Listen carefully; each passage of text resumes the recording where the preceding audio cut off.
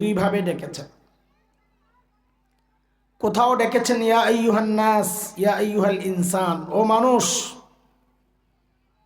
আর কোথাও ডেকেছেন ইয়া আইয়ুহাল্লাযীনা আমানু, ও ঈমানদারেরা। হযরত মুফতি শফি রহমতুল্লাহ আলাইহি বলেন, এই দুই ডাকের মধ্যে অনেক পার্থক্য।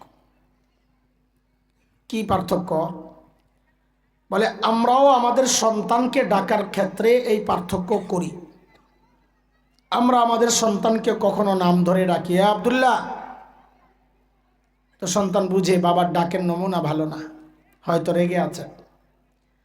কিন্তু যখন বাবা আর সন্তানের সম্পর্ক ধরে বাবা ডাক দিয়ে বলেন আব্বু, তো সন্তান বুঝে আমার বাবা আমাকে মায়া করে ডাক দিয়েছে।